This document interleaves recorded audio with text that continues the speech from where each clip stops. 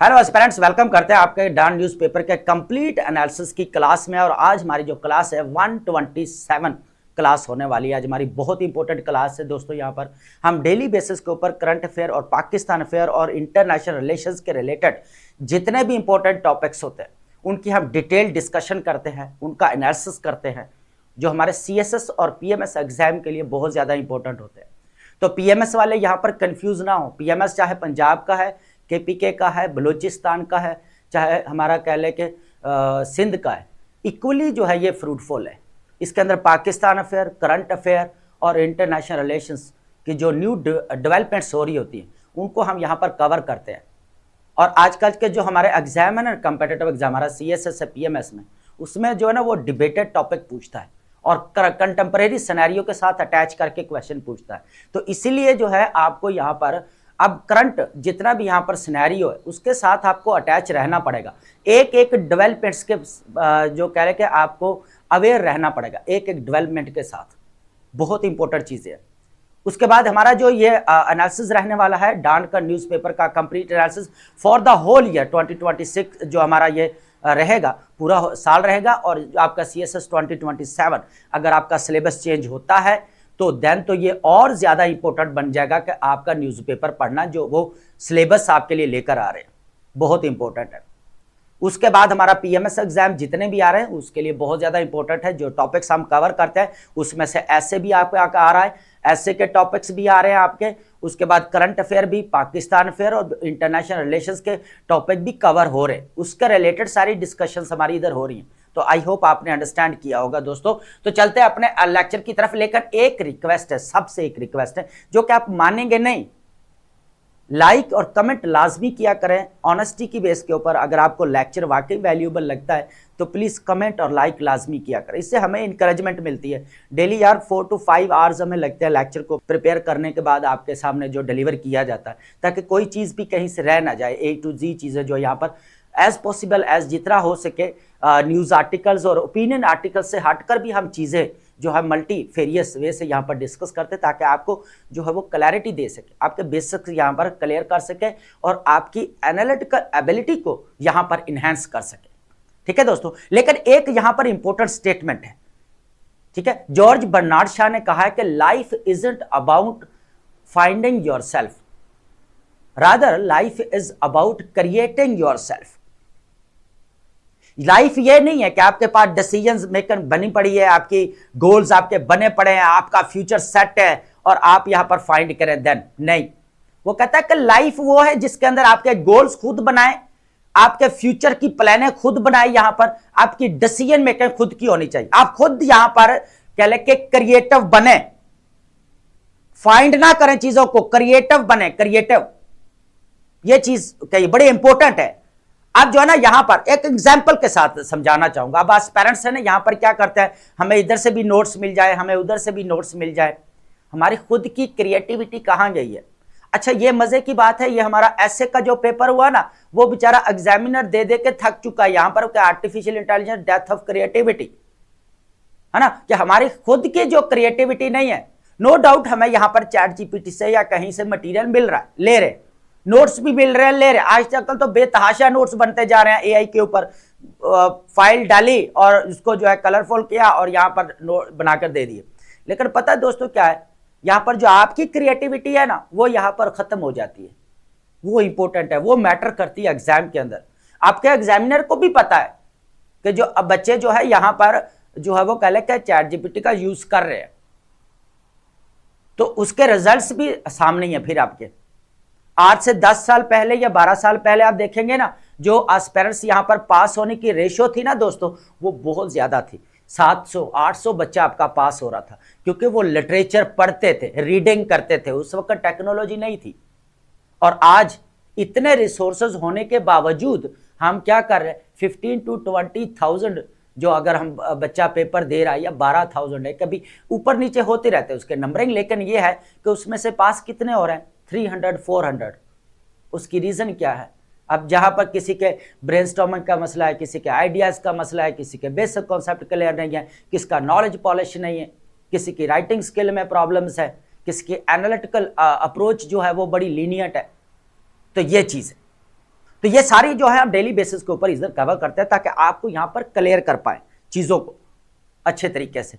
आज चलते हैं अपने टॉपिक्स की तरफ, ठीक है दोस्तों। सबसे पहले हमारे पास यहां पर ओपिनियन आर्टिकल्स रहेंगी, न्यूज आर्टिकल्स रहेंगे, जो काफी न्यू डेवलपमेंट्स हमें जो है यहां पर देखने को मिल रही है।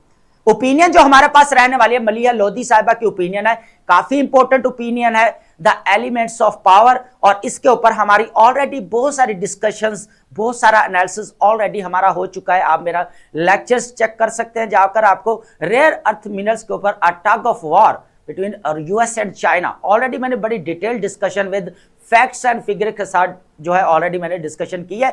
लेकिन आज मलिया लोधी साहिबा का जो हमारे पास ओपिनियन आर्टिकल रहने वाला है, ये भी इंपॉर्टेंट है, इसको भी एनालिसिस करने वाले। जितने भी आप डेली बेसिस के ऊपर सुन रहे हैं, देख रहे हैं लेक्चर, उनको तो पता है, लेकिन न्यू कमर्स आने वाले जितने भी अटैच हो रहे हैं हमारे साथ, वो अपना यहाँ पर एनालिसिस ले सकते हैं। चीजों जो पुराने हैं तो वो जरा चीजों को यहाँ पर दोबारा अपना रिवाइज कर सकते हैं। तो the elements of the power हमारे पास रहेगा। Second is decolonizing mental health, decolonizing mental health, जो हम कहते हैं कि कॉलोनियल मेंटेलिटी का हम शिकार हुए पड़े हैं, उसकी बात की जा रही है। और यहां पर यह भी है कि global north to global south, जो injustice on the basis of the socio economic and political inequality, इसके बारे में डिस्कशन करने वाले। ये हम जो ना मेंटली बीमार हो चुके हैं, मेंटली वी आर सिक।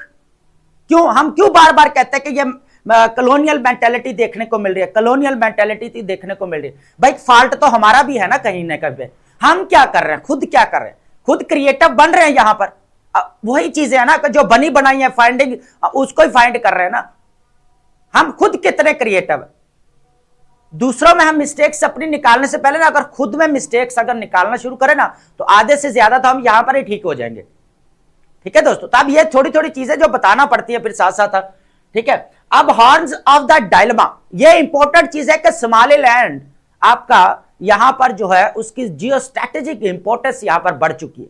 एक तरफ इजराइल नजर आता है, एक तरफ सऊदी अरेबिया, एक तरफ यूएई, एक तरफ इंडिया, और एक तरफ इथियोपिया, जिबूती, इजिप्ट, उसके बाद यहां पर रेड सी, बाबल मंदीब जो हमें यहां पर नजर आती है, गल्फ ऑफ एडन, बहुत ज्यादा इंपॉर्टेंट है। इसका एनालिसिस करने वाले अभी बहुत ज्यादा इसके ऊपर चर्चा भी चल, डिबेट भी चल। उसके बाद रहेगा स्पेक्टर ऑफ द जॉबलेसनेस, देखेंगे यहां पर कि अजय बंगा साहब जो है यहां पर प्रेसिडेंट ऑफ वर्ल्ड बैंक, उन्होंने कहा है कि आपको 30 मिलियन यहां पर जॉब्स क्रिएट करनी पड़ेंगी विद इन 1 डेकेड, 10 ईयर्स में, है ना। अगर आप नहीं कर पाते तो आप जो है पॉलिटिकल इंस्टेबिलिटी का जो है या इकोनॉमिक इंस्टेबिलिटी का जो है आप शिकार हो सकते हैं। तो आपको यहां पर जॉब क्रिएट करनी पड़ेंगे, ये इंपॉर्टेंट चीज है। तो इसको देखेंगे कि जीडीपी रेट अगर 2022 और 23 में देखें तो डिसपॉइंटेड था, और अब जो है कुछ ना कुछ ठीक है। तो लेकिन ये है कि आज इकोनॉमी भी स्टेबलाइज कर गई है ना। अब वो एक अलग चक्कर आ गया, हम already economic stagnation, economic stabilisation, economic growth के ऊपर जो है हमने ऑलरेडी बहुत सारी डिस्कशंस की हैं। जब न्यू आएंगी तो देन हम फिर ऐड कर लेंगे, ठीक है। तो जॉबलेस की अगर बात की जाए तो अब आज जो हम इकोनॉमिक सर्वे की रिपोर्ट पढ़ें तो हमारे पास 7.1% जो है यहाँ पर ग्रोथ देखने को मिलती है। 5th नंबर पर है Pakistan likely to attend board of peace and meeting the board of peace, a new Gaza initiative. यह इंपॉर्टेंट चीज है, ये हम कल भी यहाँ पर एनालिसिस किया था हमने, लेकिन आज थोड़ा सा यहाँ पर डिफरेंट रहेगा, कोई चीज न्यू है इसके अंदर जिसको हम डिस्कस करेंगे। न्यू तो नहीं है, ऑलरेडी हमने कहीं ना कहीं पे डिस्कस की होगी, जो पुराने हमारे हैं स्टूडेंट्स उनको पता होगा। 6 नंबर पर है will the shifting global hampering order or chaos. कहने का मतलब है कि जो आपका ऑर्डर यहां पर आ रहा है वो क्या यहां पर क्योस वाला होगा या कोई कह ले कि पीसफुल होगा। एक और चीज मैं बताना चाहूंगा, global economic order is defunct or dead according to Mario Draghi. Mario Draghi is the former prime minister of the Italy and former president of the central European Central Bank basically, है ना। उसकी statement है, वो Belgium university में lecture address करते, खिताब करते, उन्होंने कहा कि world economic order is defunct. आपका जो वर्ल्ड ऑर्डर करंट है वो यहां पर क्या हो चुका है, निकारा हो चुका है। बेसिकली वो किसकी आत्मा को जगा रहा है यहां पर, यूरोपियन कंट्रीज को। भाई उठो, नहीं तो यहां पर डिवाइड हो जाओगे, डी इंडस्ट्रियलाइज कर दिए जाओगे, सब ऑर्डिनेट बन जाओगे। यहां पर उनको यहां पर क्या कर रहे हैं, उजागर कर रहे हैं। ठीक है, ये चीज। उसके बाद 7वें नंबर पर है साउंड पॉलिसीज और hawk taxation, Pakistan physical conundrum call for reforms. Daily basis के ऊपर हम कोई ना कोई पाकिस्तान के अंदर सोशियो इकोनॉमिक पॉलिटिकल रिफॉर्म्स को डिस्कस करते हैं। भाई पाकिस्तान को सोशियो इकोनॉमिक पॉलिटिकल प्रॉस्पेरिटी के तरफ लेकर जाना यूथ का काम है और ये बहुत ज्यादा इंपॉर्टेंट है दोस्तों। यहां पर टैक्सेशन की बात करेंगे, जो यहां पर एक तो इनफॉर्मल इकोनॉमी रहेगी, फॉर्मल इकोनॉमी को टच देंगे, इनडायरेक्ट टैक्स को टच देंगे। उसके बाद रिफॉर्मेशन जो हमें यहां पर देखने को मिल रही है टैक्सेशन के अंदर, उसको भी कंपैरेटिव एनालिसिस हमारा थोड़ा सा रहेगा नेबरिंग कंट्रीज के साथ, उसको भी ऐड करेंगे। लास्ट में हमारे पास रहेगा यहां पर वोकैब और वोकैब की लिस्ट हम लाजमी डिस्कस करते हैं डेली बेसिस के ऊपर, ताकि आप अपनी वोकैब की वेरिएशन लेकर आ सकें राइटिंग स्किल के अंदर। जो आपके आइडियाज की रेपिटेशन का मसला है या आपके वर्डिंग की रेपिटेशन का मसला है, तो वोकैब बहुत ज्यादा मैटर करती है, इसके ऊपर कंप्रोमाइज मत करें। हाई फ्रीक्वेंसी वोकैब नहीं चाहिए, लेकिन टॉपिक के रिलेटेड जो जॉर्गन्स और टर्मिनोलॉजीज हैं एटलीस्ट आप वो तो जो है यहाँ पर मेमोराइज लाजमी क्या करें, वो उसको कलेक्ट करके रखें अपने पास। तो सबसे पहले हमारे पास रहने वाली है मलिहा लोधी साहिबा की यहाँ पर ओपिनियन, इसको डिस्कस करते हैं फ्रेंड्स। मलिहा लोधी साहिबा ने बेसिकली जो एलिमेंट्स ऑफ पावर की यहां पर बात की, इसको डिस्कस करने वाले हैं कि the new Arena of the global power competition. पहले क्या होता था यहां पर कि कोयला, आयरन, ये पहले भी हम डिस्कशन कर चुके हैं, इसके ऊपर बता चुका हूं ना। और पहले किसकी चीज की अहमियत थी यहां पर, कोयला, उसके बाद आयरन की जियोपॉलिटिकल टूल यूज किया जाता था। फिर क्या हुआ, यहां पर ऑयल आ गया, गैस आ गया, उसको जियोपॉलिटिकल टूल यूज किया जाने लगा। अब क्या चीज है यहां पर, रेयर अर्थ मिनरल्स हमें देखने को मिलते हैं फ्रेंड्स, जिसको जियोपॉलिटिकल टूल यहां पर कंसीडर किया जा रहा है। एक स्टेटमेंट बताना चाहूंगा यहां पर, चाइना ने कहा था कि अगर मिडिल ईस्ट के पास ऑयल है ना, तो चाइना के पास रेयर अर्थ मिनरल्स हैं।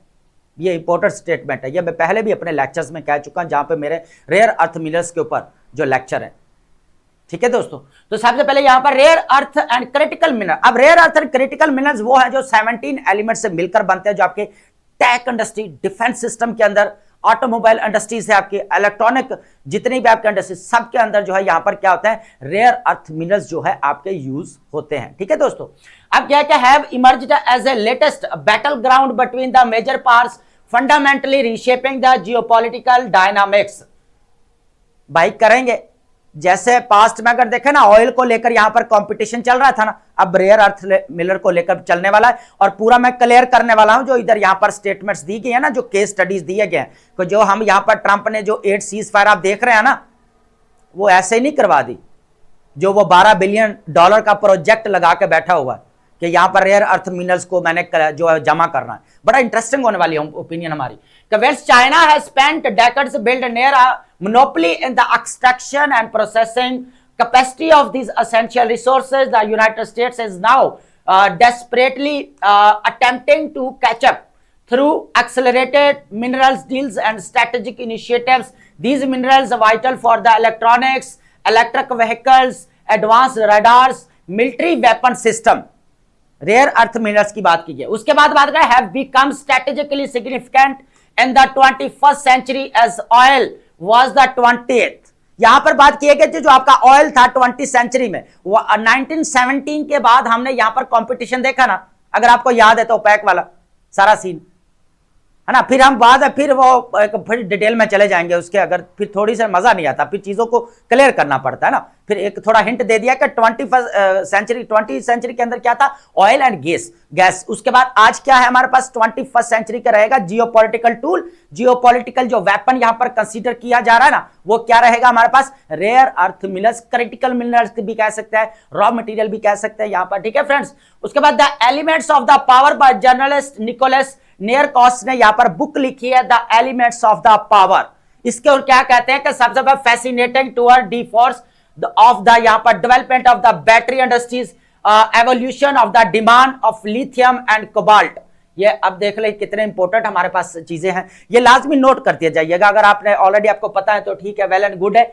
चाइना की डोमिनेंस की बात करेंगे, भाई चाइना का मैं वैसे ही बता देता हूं, ऑलरेडी इसके ऊपर बड़ा हमने रिसर्च की है, काम भी किया। तो अगर देखा जाए तो 70-90% जो है यहाँ पर चाइना प्रोडक्शन कंट्रोल करता है, इसकी प्रोसेसिंग में भी अगर देख ले तो उसका यहाँ पर 1 नंबर पाता है। अगर देखा जाए 270,000 2,70,000 मैट्रिक टन एनुअल यहाँ पर इसकी प्रोडक्शन हमें देखने को मिलती है। ये चीज इधर नहीं है लेकिन ऐड कर दिया हमने यहाँ पर। आज बैटरी दुनिया के अंदर देख ले सबसे ज्यादा कौन बना रहा है? चाइना। इलेक्ट्रिक व्हीकल सबसे ज्यादा दुनिया के अंदर कौन बना रहा है? यहाँ पर चाइना। चाइना ने अभी 49,000 इलेक्ट्रिक व्हीकल किसको यहाँ पर देने जा रहा है? कनाडा को, जो मार्क कार्नी प्रेसिडेंट आए थे और प्राइम मिनिस्टर आए थे, जो विजिट किया था। ठीक है दोस्तों, तो ये वो चीजें हैं, साथ साथ में ऐड करता जाता हूं, इसमें तो नहीं आएंगे। लेकिन यूएसए रिस्पांस की बात की जाए, यूएसए ने क्या किया भाई? यहाँ पर जो है ना बाय $12 बिलियन का जो है ना यहाँ पर प्रोजेक्ट खड़ा कर दिया है ना। अब प्रोजेक्ट का नाम है यहाँ पर वॉल्ट करके नाम है उसका, वो जो है यहाँ पर उन्होंने कर दिया। उसके बाद strategic risk export curves force Washington to retreat from the tariff confrontation. और इसी के चक्कर में क्या किया जो है यहाँ पर चाइना के ऊपर जो टैरिफ लगा रहा था ना बार बार, अब कम कर दिया उसने। भाई रेयर अर्थ मिनरल चाहिए उससे हमें। ठीक है, एलिमेंट्स पावर की बात करेंगे, बैटल ग्राउंड की बात करेंगे कि जहां जहां पे यूएसए ने जो है ना अपने जो है ना वो कह ले के जो कहा जा रहा है हथियार डाले, किस वजह से ये देखते हैं।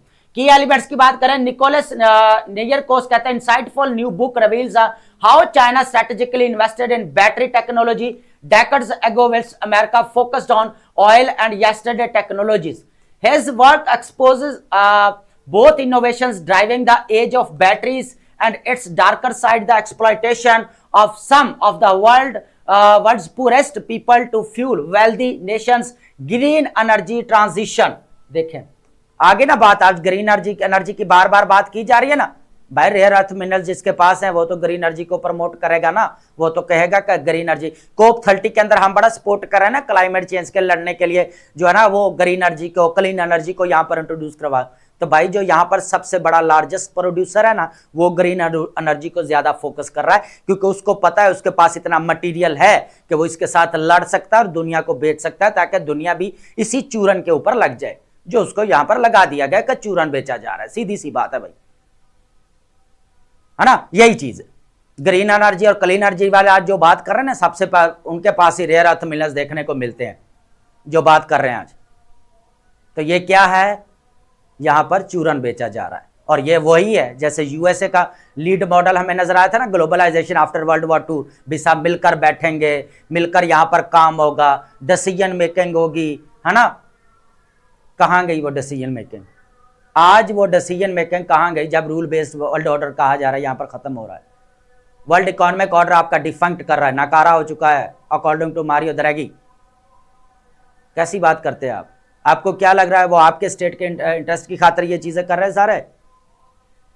कहां बैठे हुए हैं आप यार आप सब। उसके बाद हमारे पास रहेगा यहां पर नेक्स्ट हमारे पास रहने वाला है की बैटल ग्राउंड्स की बात करेंगे। Democratic Republic of Congo holds the half world's critical mineral supply. Important चीज है ये, मैं पहले बारहा ये चीज बता चुका हूं कि कोंगो और रिवांडा के दरमियान में जो यहां पर सीज फायर करवाई गई है ना, जो रिवांडा यहां पर चाह रहा है कि कोंगो का जो मुझे कब्जा मिल जाए उस जगह का, वहां पर पता क्या क्या यूएसए ने सीज फायर करवाई है। यहां पर यूएसए ने डायरेक्टली कोंगो के साथ डील कर ली क्रिटिकल मिनरल्स की। दैट्स इट, यहां पर सीज फायर हुई है। आप जहां जहां पे सीज फायर हो रहे हैं जाकर केस स्टडी करें, आप पढ़ें, रिसर्च करें ना, फिर पता चलेगा आपको। उसके बाद ग्रीनलैंड आपको क्या लगता है? वो नेशनल सिक्योरिटी की बात करता है, बार बार मैंने काउंटर करना है। इधर जो है वो कह ले कि आर्किटेक्ट सर्कल के अंदर मुझे बड़े चैलेंजेस फेस करना पड़ सकते हैं। पाकिस्तान के यूएसए की नेशनल सिक्योरिटी के लिए बहुत ज्यादा प्रॉब्लम्स क्रिएट हो सकती हैं। रशिया का इन्फ्लुएंस कम करना है, चाइना भी आ रहा है उधर, तो मुझे ग्रीनलैंड चाहिए भाई। ग्रीनलैंड क्रिटिकल मिनरल्स बहुत ज्यादा, यूरेनियम कहा जाता है कि बहुत ज्यादा पाया जाता है। तो ये रीजन है, बैटल ग्राउंड है Greenland. Critical minerals minister 50 countries यहां पर इनवाइट किया गया यूएसए की तरफ से, और यहां पर क्रिटिकल मिनरल्स को यहां पर स्टोर करने की बात की, ताकि यहां पर क्या किया जा सके, चाइना की डोमिनेंस को यहां पर कर्टेल किया जा सके, एरेडिकेट किया जा सके। पैक्सिल का इनिशिएटिव लिया गया यहां पर, building supply chain for artificial intelligence essential silicon and minerals, दोनों इंपॉर्टेंट। चिप वॉर का अगर chip as a new oil, जिसने अगर किसी ने लेक्चर लिया है उसके अंदर मैंने बड़ी डिटेल डिस्कशन की है कि जो यूएसए, ताइवान और जापान और ये साउथ कोरिया जो ट्रायंगल नजर आता है ना अराउंड द चाइना, उसके साथ दोस्ती क्यों करके रखी है, जाकर चेक करें। पूरी चिप वहां से ले रहा है, और सबसे ज्यादा एडवांस दुनिया के अंदर जो चिप बनाने वाला कंट्री है ना, यूएसए का भी काम नहीं है, वो बना रहा ताइवान। जो 70% यहाँ पर करता है। और ताइवान की जो TSMC कंपनी है ना, वो किसको यहाँ पर सप्लाई करती है? यूएसए को करती है। अब यूएसए को ये भी डर है कि कहीं चिप जो है चाइना बनाना ना शुरू कर दे। चाइना का जो नंबर आ रहा है 4th नंबर, 5th नंबर पे, कभी 3rd नंबर पे आ रहा है, तो सबसे ज्यादा किसका आ रहा है? Taiwan, USA, Japan, south Korea, इनका आ रहा है। ठीक है दोस्तों, तो ये चीज ऑलरेडी मैंने कवर की है। उसके बाद reserve as with oil battery power as become the political power, वही चीज है जो हम पहले ऊपर डिस्कस कर चुके हैं फ्रेंड्स। ठीक है, अब वही है, ये इंपॉर्टेंट थी हमारे पास यहाँ पर, ताकि आपको चीजें यहाँ पर क्लियर हो सके। अब बात करेंगे डीकोलोनाइजिंग की, बात करेंगे यहाँ पर जो हम मेंटली यहाँ पर जो सिक हो चुके हैं, इस चीज को देखें। या एक चीज आपको एक स्टेटमेंट बताता हूं, उसके जरिए आपको सब पता चल जाएगा, सारा एनालिसिस इसका जो है ना यहाँ पर समराइज हो। अगर ग्लोबल नॉर्थ जो इनजस्टिस है ना, socio economic and political injustice, global north to global south. ठीक है, यहां पे ये भी कह सकते हैं global north to global south inequality on the basis of socio economic and political. ये सारी चीजें यहां पर वो जो बता दी स्टेटमेंट के अंदर। ठीक है, लेकिन ये है कि मैं थोड़ा सा यहां पर फिर भी चीजें जो है आपको बता देता हूं। Inequality is the key obstacle to mental health globally. Many risk factors for poor mental health are closely associated with the inequalities and conditions of the daily life. Many risk factors are also linked to the corrosive impact of seeing life something unfair. यहाँ पर डेनियस Perez ने UNO के जो यहाँ पर special reporter है mental health के ऊपर, उन्होंने काफी लिखा है यहाँ पर। और उसके बाद इन्होंने कहा कि चाइना मेल्स बुक जो यहाँ पर इंपोर्टेंट बुक है, उसके अंदर बेसिकली एक ही बात बताई जा रही है कि जो मेंटल हेल्थ का जो हम शिकार है ना, वो इस वजह से नहीं कि हम बीमार हैं, बल्कि बीमारी किस वजह से हमें socio economic and political inequality की वजह से बीमारी है। जो इनक्वालिटी है ना, सबसे बड़ी रीजन, रूट काज क्या है हमारी? Stress, anxiety, depression, mental health की जो प्रॉब्लम है ना, वो है, ये चीज है। उसके बाद है यहाँ पर decolonizing global mental health challenges the uncritical application of the Western psychiatric models in the global South. Her work asks fundamental questions. Are we addressing the roots of distress or merely managing its symptoms? क्या हम इसको manage कर रहे हैं? इसके जो यहाँ पर सिम्टम्स हमें नजर आ रहे हैं उसको डील किया जा रहा है, which is shaped by social and economic injustice, inequality. अब ये रीजन है सारी जिसकी वजह से सारा मामला है। Social economic injustice, inequality, violence, political operations, poverty, unemployment, violence, displacement and gender equality, ये सारी रीजंस हैं यहाँ पर जो बेसिकली बताई जा रही हैं कि आपकी जो मेंटल हेल्थ प्रॉब्लम है ना, जो आप यहाँ पर मेंटली सिक हो चुका है, तो वो यहाँ पर सारी चीजें हमें देखने को मिल रही हैं। ठीक है, आगे भी वही चीजें एक एक बार बार इनक्वालिटी और वही चीजें आएंगी पूरे हमारा वही सेक्टराइजेशन। अगर देखा जाए तो यहाँ पर distress shaped by social injustice is reframed individual pathology, ignoring structure roots की बात, focusing on individual treatment, diverts attention from poverty. यहाँ पर दवाई दी जाती है, मेडिसिन दी जाती है, भाई स्ट्रेस कम करो, और ये मेडिसिन जो है ना यहाँ पर कौन सी हमारे पास बताई जा रही है? ये मेडिसिन है, ठीक है, ये खा लो और इसके ठीक हो। लेकिन ऐसा नहीं है, जो मेन रूट काज है ना उसको खत्म करना पड़ेगा। यहां पर स्कैंडिनेवियन कंट्रीज की हम देते हैं ना एग्जांपल देते हैं, भाई वो तो बड़ा प्रॉस्पेरिटी है, दुनिया के अंदर हैप्पीनेस उधर है सारी। तो यहां पर जो है ना हमें ये लाने के लिए क्या करना पड़ेगा? इनक्वालिटी खत्म करनी पड़ेगी, हर चीज के अंदर इनक्वालिटी जो है उसको एंड करना पड़ेगा। डीकोलोनाइज्ड अप्रोच की बात की जाए तो perspective integrates mental health with social protection, human rights, climate resilience, understanding it as a reflection of the societal conditions, not solely clinical concern। Just clinical के ऊपर नहीं रहना, जो यहाँ पर पॉवर्टी है, अनएम्प्लॉयमेंट है, जो कहले के overall socio economic and political justice है, उसको यहाँ पर क्या करना पड़ेगा? अपरूट करना पड़ेगा, उसको खत्म करना पड़ेगा। ये इंपॉर्टेंट चीज है फ्रेंड्स यहाँ पर। अब बात करेंगे नेक्स्ट हमारे पास रहना हॉर्न ऑफ डायलेमा, इस चीज को यहाँ पर देखते हैं। यहाँ पर जो सोमालीलैंड को जो रिकॉग्नाइज किया गया ना दिसंबर 2025 के अंदर, किसने यहाँ पर रिकॉग्नाइज किया है? इजराइल ने किया है। ठीक है, अब इजराइल ने क्या, ये वो टेरिटरी थी जो बेसिकली 1991 के अंदर अपनी इंडिपेंडेंस क्लियर कर चुकी थी, लेकिन किसी ने भी यहाँ पर इसको रिकॉग्नाइज नहीं किया था। ठीक है। अब ये समझा जाता, फिर ये सोमालिया का पूरा जो है पार्ट समझा जाता था। अब जो है यहाँ पर कह रहे हैं कि सोमालीलैंड जो है एक मेन जो है वो यहाँ पर हब बन चुका है, यहाँ पर कंपटीशन का, यहाँ पर ये भी कह सकते हैं जियो पॉलिटिकल प्लेग्राउंड बन चुका है। किसके लिए? इजराइल के लिए, इंडिया के लिए, सऊदी अरेबिया के लिए, उसके बाद यहाँ पर यूएई के लिए, ठीक है, टर्की के लिए, उसके बाद जो है यहाँ पर जिबूती के लिए, इथोपिया के लिए एंड इजिप्ट के लिए। अब इसकी इंपोर्टेंस जो है, इसके ऊपर कंप्लीट मेरा लेक्चर आने वाला है, तो वो मैं आपको यहाँ पर डिलीवर कर दूंगा। यहाँ पर सिर्फ हम ओपिनियन को जरा यहाँ पर देख लेते हैं, देन चीजें थोड़ा सा मैं आपको यहाँ पर क्लियर कर दूंगा।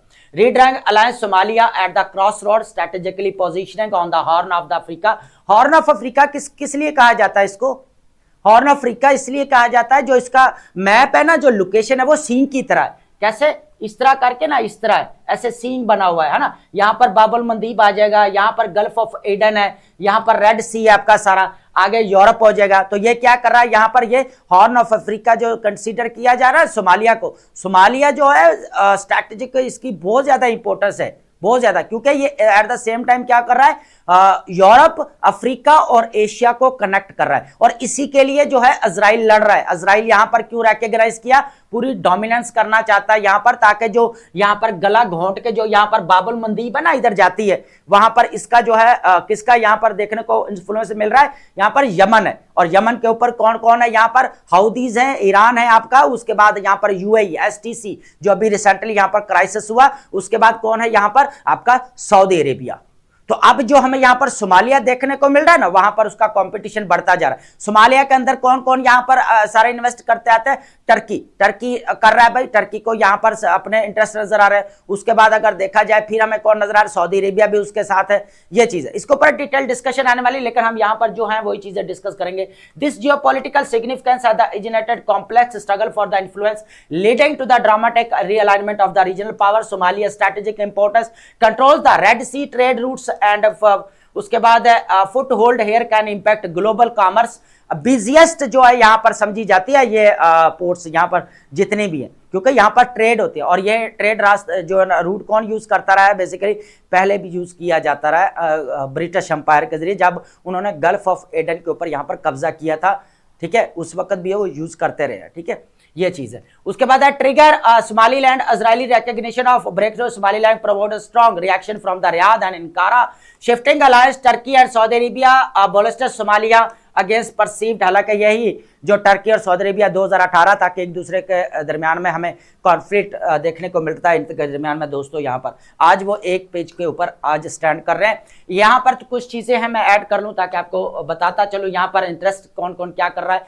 Turkey providing F-16 jets and military supports to Somalia. Saudi Arabia क्या कर रहा है? Signing board strategic accord reaffirming Somalia's territory integrity और मूविंग अगेंस्ट यूएई प्रॉक्सीज। अब यूएई और सऊदी अरेबिया के दरमियान में तो प्रॉक्सीज है, वो लड़ रहे हैं यहाँ पर। इजिप्ट और Pakistan growing military cooperation and support for the Somali and it's. Pakistan का बड़ा रोल यहाँ पर रोल नजर आ रहा है, क्योंकि पाकिस्तान का सऊदी अरेबिया के साथ भी है और पाकिस्तान का यहाँ पर टर्की के साथ भी है, तो इसकी वजह से पाकिस्तान को यहाँ पर सपोर्ट करना है। यूएई इजराइल इन्फ्लुएंस की बात करें, अब यूएई और आपको पता है यूएई और इजराइल के दरमियान तो पहले अब्राहम अकॉर्ड हो चुका है 2020 के अंदर है। तो अब ये लोग क्या कर रहे हैं यहाँ पर अपना इन्फ्लुएंस, अब पोर्ट्स के ऊपर काम सबसे यूएई का, सोमालीलैंड के ऊपर ज्यादा यूएई का है। बाद में फिर जो है यहाँ पर इजराइल अपना इन्फ्लुएंस क्रिएट कर रहा है, हेजमनी क्रिएट कर रहा है। तो Israel recognition Somaliland promoting concern of the encirclement and Riyadh and local proxies UAE backed forces. Yemen के अंदर एसटीसी जो सूडान है, आरएसएफ, ये सारी चीजें जो है यहाँ पर है, जो मैं ऑलरेडी यहाँ पर बता चुका हूँ एसटीसी वाला। The lines have been drawn access and alliance. यहाँ पर रेड सी एक्सेस बनने जा रहा है, सिंपल मैं बताऊं तो इंडिया, इजराइल, यूएई के दरमियान में। और ये फोकस्ड एरिया क्या रहेगा? सोमालीलैंड को, जिसको यहां पर रिकॉग्नाइज किया गया। 2026 के अंदर सबसे ज्यादा डिबेटेड टॉपिक आपका रहने वाला है सोमालीलैंड। अब ये लिख के रख ले यहां पर कि सर ने ये बात बोली थी, ये रहने वाला है, इसके ऊपर आर्टिकल्स लिखे जा रहे हैं, इसके ऊपर मेरा लेक्चर आने वाला है, डिटेल्ड आपको यहां पर मैं जो है वो डिस्कशन दूंगा यहां पर। उसके बाद हमारे पास है स्पेक्टर ऑफ द जॉबलेस, जल्दी इसको थोड़ा एंड करेंगे यहां पर चीजों को। ये ऑलरेडी हमने इसके ऊपर बड़ी अनएम्प्लॉयमेंट के ऊपर सबको आपको पता है, आपने पढ़ा हुआ है इसके ऊपर, a lot of literature इसके ऊपर क्या लिखा पड़ा है। उसका Pakistan looming job crisis, World Bank Ajay Banga है, इसको मैं रीडिंग करूं या वैसे बता दूं? वैसे ओवरव्यू दे देता हूं आपको, ठीक है। रीडिंग तो ऑलरेडी आप बहुत किए, यहां पर मेरी इंग्लिश सुन के क्या करेंगे आप, दिमाग ही खराब करेंगे अपना।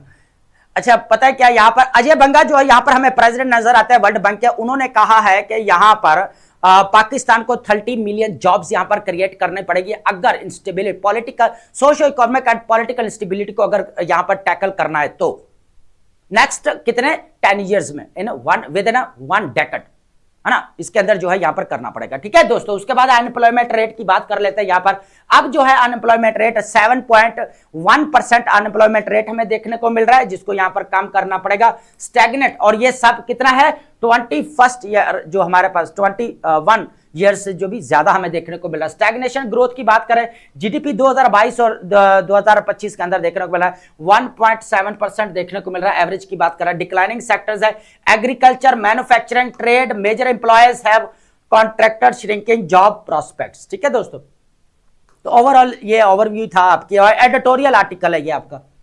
उसके बाद हमारे Pakistan likely to attend board, इस चीज को यहां पर देखने वाले हैं। कुछ स्टेटमेंट्स हैं यहां पर मैं बता दूं, ऑलरेडी हमने इसके ऊपर काफी डिस्कशन किया है, बोर्ड ऑफ पीस के बोपी के ऊपर, तो आपने ऑलरेडी बहुत सारा कुछ सुन रखा है।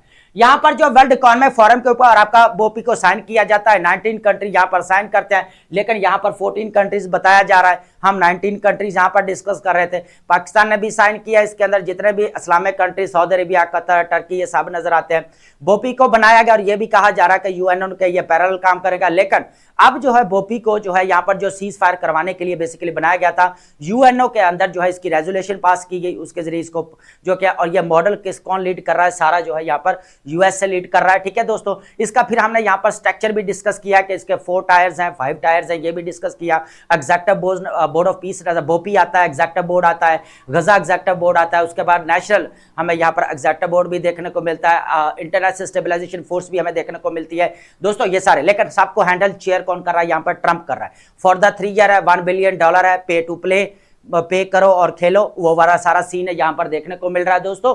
तो ये चीज है कि बोपी को यहाँ पर पाकिस्तान का जो है यहाँ पर इनविटेशन भेजा गया है मीटिंग के लिए। तो ये जो मीटिंग होने वाली है ये आपका ट्रंप की जो यहाँ पर अभी जो कह लें कि Trump institute of the peace जो कन्वर्ट किया गया है, नाम जो चेंज किया है, उसके अंदर ये मीटिंग होने जा रही है। तो पाकिस्तान भी लाइकली जो है यहाँ पर जो है वो 19 फरवरी को जो हमें यहाँ पर 19 फेब को देखने को मिल रहा है। फॉर्मलाइजर बेसिकली यहाँ पर एक तो बोर्ड का स्ट्रक्चर बनाया जाएगा, पूरा बोर्ड का।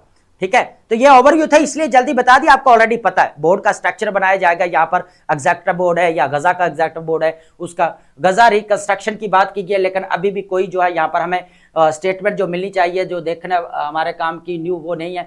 लेकिन चेयर्ड बाय प्रेसिडेंट बोपी aims to resolve global conflicts and raise and concern, ये इंपॉर्टेंट है। यहाँ पर कुछ ये भी कहा जा रहा है कि इंडिया इस वजह से ज्वाइन नहीं किया कि पाकिस्तान उसका कंपेटिटर है, पाकिस्तान के साथ उसकी ऑलरेडी लगती है, तो उसने क्या किया, यहाँ पर अगर ग्लोबल पीस में जाता है बोपी के अंदर, तो इसको क्या सुनना पड़ेगा, यहाँ पर कश्मीर इशू को लेकर यहाँ पर डिस्कशन, डिबेट हो सकती है, पॉसिबिलिटीज है, क्योंकि अगर ग्लोबल इश्यूज की तरफ ये बोर्ड जाता है तो। ठीक है दोस्तों, ये था ओवरव्यू। अब बात करते हैं, हमारे पास नेक्स्ट रहेगा वेल शिफ्ट ग्लोबल। हम इस चीज को यहां पर अंडरस्टैंड करेंगे। ये मैं आपको, ये वही स्टेटमेंट है, बार बार रेपिटेशन करनी पड़ती है, मेरे इतने लेक्चर्स के ऊपर मैंने इसके ऊपर डिस्कशन की है। अब ये बात की जा रही है कैनेडियन प्राइम मिनिस्टर की वजह से। ये 2026 के अंदर 2 पर्सनैलिटी की जो है ना स्टेटमेंट बड़ी इंपॉर्टेंट रहेगी। एक तो आपका यहाँ पर ग्लोबल इकोनॉमिक वर्ल्ड ऑर्डर, इसके ऊपर मेरा लेक्चर आ रहा है। ठीक है, global economic border is default या डेड, आपका जो नकारा हो चुका अकॉर्डिंग टू मारियो दरागी, इसके ऊपर डिटेल्ड डिस्कशन आ रही है, वो भी आप लाजमी लेक्चर लेंगे। लेकिन यहां पर जो बात की जा रही है, मार्क कार्नी ने जो स्टेटमेंट दी है वर्ल्ड इकोनॉमिक फोरम के ऊपर कि वर्ल्ड कह लें कि जो मिडल पावर्स है उसको एम्पावर किया जाना चाहिए, स्ट्रेटेजिक ऑटोनॉमी चाहिए, और यहां पर रीजनल हेजमनी को चैलेंज किया गया। और उसके रिजल्ट्स ये नजर आए कि मार्क कार्नी ने जो विजिट किया चाइना का, और यहां पर इन दोनों के दरमियान में ट्रेड डील हुई, और यहां पर टैरिफ को बेसिकली यहां पर रिड्यूस करना था। तो जिस तरह टैरिफ की हमें यहां पर जो खतरा नजर मंडलाता हुआ पूरी दुनिया के ऊपर, तो सब ने ही अपने यहां पर रास्ते जो है यहां पर अलग अलग चुनने शुरू कर दिया है। मल्टीपोलर सिस्टम है आपका, मल्टीलैटरल सिस्टम ना, मल्टीलैटरल सिस्टम नहीं है। मल्टीलैटरल सिस्टम और है, मल्टीपोलर सिस्टम और है।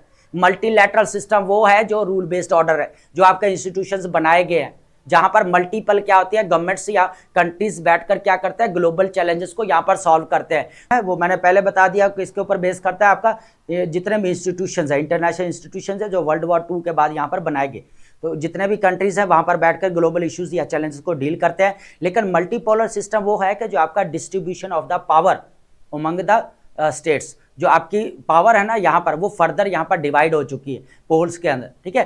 तो अब क्या रहा कि यहाँ पर मल्टीपोलर सिस्टम के अंदर जो इन्होंने यहाँ पर स्पीच दी मार्क कार्नी ने वर्ल्ड इकोनॉमिक फोरम के ऊपर, तो ये हिला कर रख दिया पूरा। कह ले कि आप ये इसकी इतना ना ले, इस स्टेटमेंट्स जो इनकी यहाँ पर हमें देखने को मिली है, क्योंकि ये नेबर कंट्रीज है और इन्होंने जो यहाँ पर चीज़ें डिस्कस की हैं बहुत ज़्यादा इंपॉर्टेंट है, और यहाँ पर ये जो है बेसिकली नोट करने वाले इनकी स्टेटमेंट्स है। तो पूरे जो वर्ल्ड ऑर्डर की यहाँ पर बात की जा रही है ना, रूल बेस्ड वर्ल्ड ऑर्डर जो बनाया गया, तो वो यहाँ पर जो है क्या हो रहा है एंड, और ये रूल बेस्ड वर्ल्ड ऑर्डर जो बेसिकली लीड करदा मॉडल किसका है, कहा जाता है कि यूएसए का, कहा जाता है कि यूएसए का, ठीक है। ये ग्लोबलाइजेशन जो आपके स्टार्ट हुई है, ये किसका मॉडल है, यहाँ पर कहाँ से स्टार्ट हुई है। ग्लोबलाइजेशन बेसिकली प्रोसेस है, और किसने स्टार्ट किया, यूएसए का लीड करता ये एक मॉडल है, उसने स्टार्ट किया। और ये सारे मामला जो हमें आज दुनिया के अंदर ह्यूमन राइट्स और ये सारी चीजें मिल रही, रूल्स बनाने में सबसे पहले आगे कौन था, यहाँ पर यूएसए था। तो यहाँ पर आप देखें कि आज यूएनओ के अंदर जब उसकी बात बन ही नहीं रही, तो फिर उसको क्या चाहिए, यहाँ पर कुछ ना कुछ और चीजें चाहिए जिसके अंदर वो क्या कर सके, सारी जो है अपनी बात मनवा सके, ठीक है। अब आप are you getting my point, है ना। ये चीज ऑलरेडी हम डिस्कस कर चुके हैं इधर, लेकिन ये है कि ग्लोबल जो ऑर्डर हमें देखने को मिला, क्या जो नेक्स्ट आने वाला, क्या वो उसका ऑर्डर में होगा या क्योस होगा उधर, ये बात की जा रही है दोस्तों, ठीक है। अब यहाँ पर देखने में Arctic post 1945 order selective application rules and values were universal in language but practical particularly in practice often enforced through coercion against the global south, है ना। अब ये जो ग्लोबल साउथ की तरफ जो हमें यहाँ पर इनजस्टिस नजर आ रहा है, कहीं ना कहीं पे जो हम पीछे जो ओपिनियन डिस्कस करके आए हैं, कुछ चीजें उसके साथ यहाँ पर रिलेट कर रही हैं, ठीक है। लेकिन ये है कि वो जरा मेंटल हेल्थ के साथ था, ये जरा थोड़ा अलग इसका पॉइंट ऑफ व्यू रहेगा। नैरेटिव शिफ्ट की बात करेंगे, West are called the transition modernisation where in control is now labelled rupture and disorder. जो यहाँ पर कहा जा रहा था ना, बिल्कुल ये क्या है, ट्रांजिशन है, मॉडर्नाइजेशन है। अब क्या यहाँ पर रप्चर नजर आ रहा है, डिसऑर्डर, नैरेटिव मोनोपोली ब्रेक्स हो गए। उसके बाद ऑर्डर एंड कोहेजन की बात की जाए, जब west order often meant uniformity and under duress true, उसके बाद true multipolarity offers and opportunity for institution harmony and real rules. यहाँ पर जो वैक्यूम क्रिएट किया गया ना, अब यहाँ पर ग्लोबल साउथ के पास, उन्होंने कहा था मार्क कार्नी ने कि अब इनके पास एडवांटेज है, जो वैक्यूम यहाँ पर बना है, तो मिडल पावर्स को यहाँ पर अपना रोल प्ले करना चाहिए, जितने भी यहाँ पर कंट्रीज हैं, ठीक है। तो क्योंकि वो रीजनल हेजमनी को यहाँ पर चैलेंज करते हुए नजर आते हैं, स्ट्रैटेजिक ऑटोनॉमी चाहिए मार्क कार्नी साहब को। तो ग्लोबल साउथ प्रोजेक्ट्स उन्होंने यहाँ पर इंसाइट किया था कि जितना भी ग्लोबल साउथ है उनको यहाँ पर काम करना चाहिए, क्योंकि यहाँ पर रूल बेस्ड वर्ल्ड ऑर्डर यहाँ पर एंड होता हुआ नजर आ रहा है, क्योंकि जिस तरह यहाँ पर इंटरनेशनल लॉज को वायलेट किया जा रहा है। और केस स्टडी उन्होंने क्या डिस्कस किया था, वेनेजुला वाला, ग्रीनलैंड वाला, और उसके बाद बाकी जो टैरिफ वॉर बार बार किया गया सबको। हालांकि टैरिफ को तो यहाँ पर डील करे वर्ल्ड ट्रेड ऑर्गेनाइजेशन बनाई क्यों गई भाई यहाँ पर फ्री ट्रेड के लिए, तो उनकी यहाँ पर पॉलिसीज नजर ही नहीं आती, यूएनओ की कोई यहाँ पर पॉलिसीज देखने को नहीं मिल रही इस डिबेट के ऊपर। तो ये अकॉर्डिंग टू यहाँ पर मार्क कार्नी ने कहा भाई ये।